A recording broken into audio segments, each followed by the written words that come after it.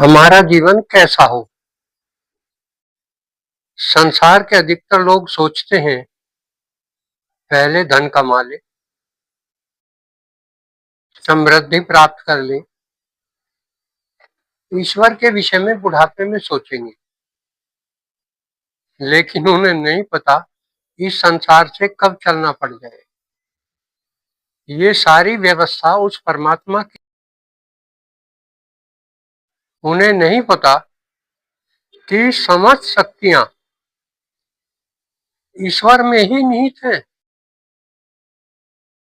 हमें पहले इस संसार में आकर उस ईश्वर की खोज करनी चाहिए। यह हमारी सबसे बड़ी आवश्यकता है। हमें नहीं भूलना चाहिए कि ईश्वर ही हमारे दाता हैं। ये सारी सुख, संपत्ति, समृद्धि उन्हीं से आती है। ऋषियों ने हमें यही सिखाया है। अहम ब्रह्मस्मि, अयम आत्मा ब्रह्म, तत्त्वमसि, प्रज्ञानम ब्रह्म। तो इस शरीर की रचना करने वाले, इस संसार को बनाने वाले और इस संसार को चलाने वाले वे ईश्वर ही हैं। यहाँ आने का हमारा एक ही उद्देश्य है, उस परम को प्राप्त करना। सब कुछ वे ही हैं। तो इस जीवन का एक ही लक्ष्य होना चाहिए, पहले ईश्वर को खोजो। संसार में 84 लाख योनियां हैं, वो केवल भोग भोगने के लिए आई है। उनमें प्रज्ञा नहीं है, उनमें बुद्धि नहीं है, उनमें केवल स्वाभाविक ज्ञान है जो जीवन के साथ आता है। वे उसमें परिवर्तन नहीं कर सकते। लेकिन हम इस जीवन को जैसा चाहें वैसा बना सकते हैं। हम ईश्वर की शक्ति द्वारा ही जीवित हैं। हम ईश्वर से ही भोजन, हवा, प्रकाश और प्राण शक्ति ग्रहण करते हैं। जब हम उनके साथ संपर्क खो देते हैं तो केवल इस जीवन में कष्ट ही उठाते हैं।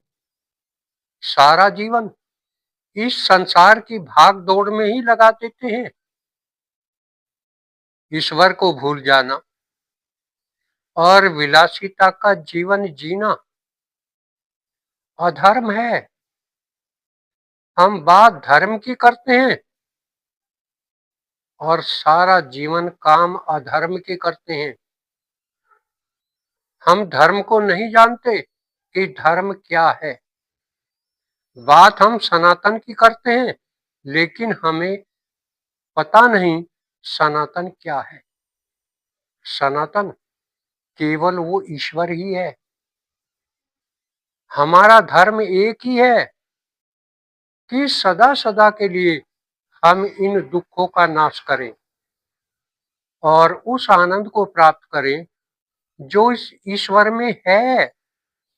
वो आनंद इस जगत में नहीं है। वो आनंद तो केवल उस परम में ही है।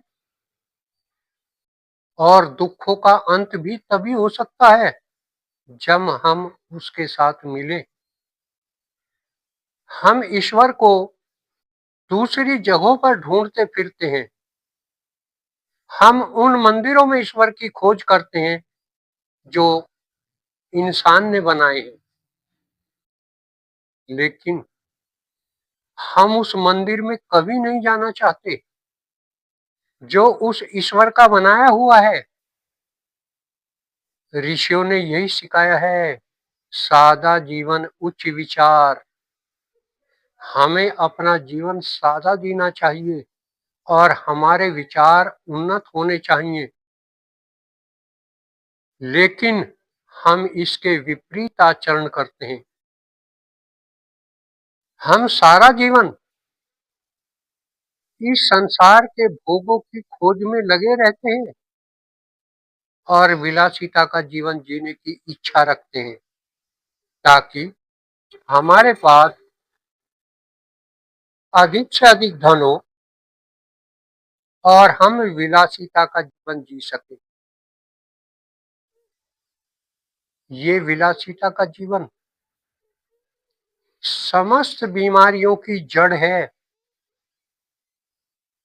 केवल शांति ही हमारा लक्ष्य है और शांति हमें तभी मिल सकती है जब हम उस परम के साथ रहना सीखें।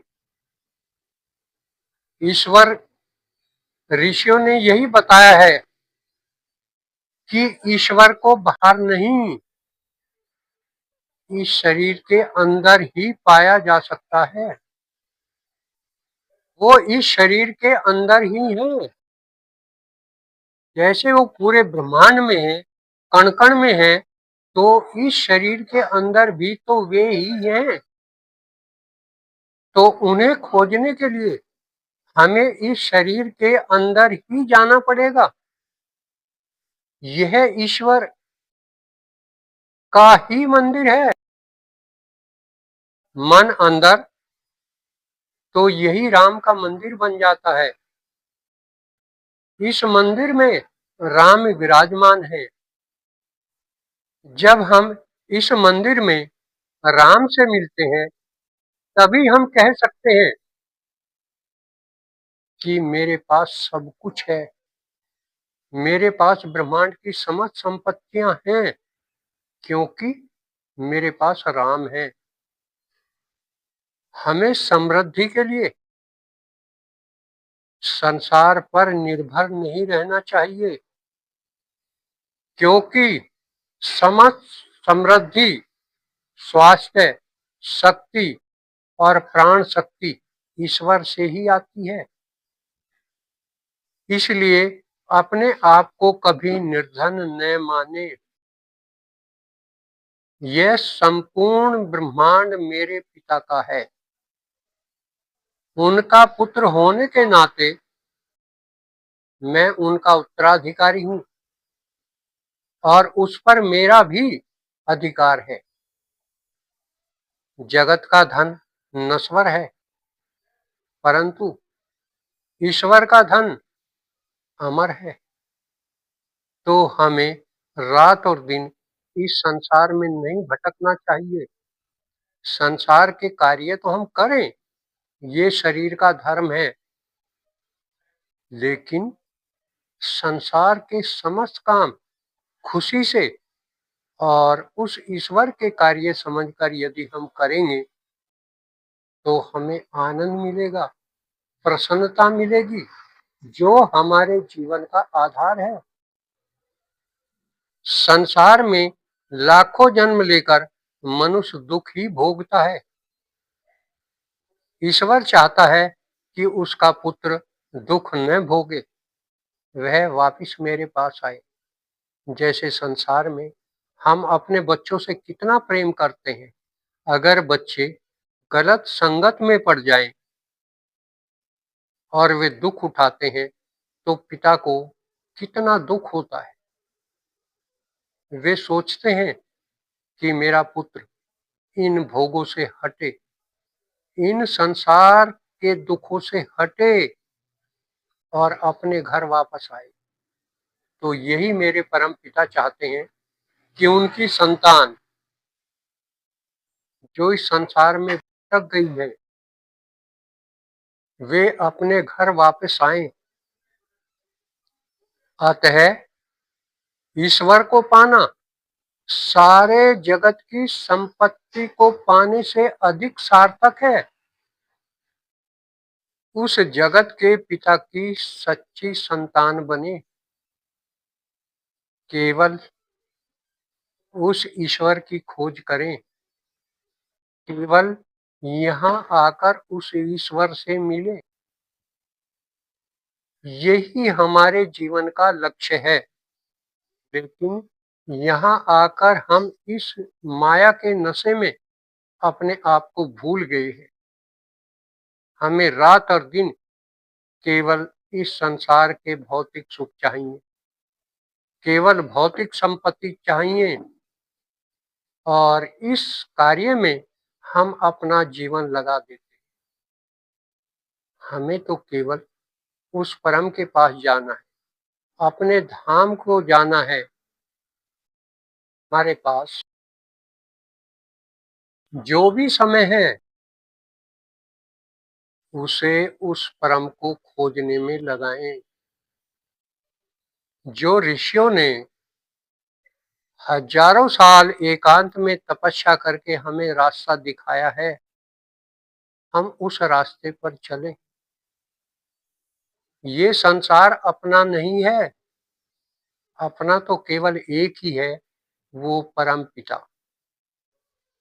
उससे मिलने के लिए हमें नित्य प्रति शांत होने का अभ्यास करना पड़ेगा। ये शांत होना ही ध्यान है। इस ध्यान में ही वो आनंद मिलेगा जिसकी हमें तलाश है। हमें सुबह और शाम नियमित रूप से ध्यान करना होगा। ध्यान करना शांत होना ही तो है। शांत होने से ही हम अमर होते हैं। वो परम शांत ही तो है। वो सारे ब्रह्मांड की रचना करता है, उसको चलाता है और खुद शांत है। तो इसलिए इस शांति का हमें अभ्यास करना होगा। रोज ध्यान में जाना होगा और अपने जीवन को बदलना होगा। जिस जीवन को हम संसार में लगा रहे हैं, संसार में खत्म कर रहे हैं, उस जीवन को हमें उस परम के लिए लगाना होगा। तो नियमित ध्यान करें, उसका अभ्यास करें और उसका अपने जीवन में अनुभव करें। तो हमारा जीवन कैसा हो, ये रास्ता हमें ऋषियों ने सिखाया है। ऋषियों ने बताया है कि अपने जीवन का उद्देश्य केवल एक ही होना चाहिए, उस परम के साथ।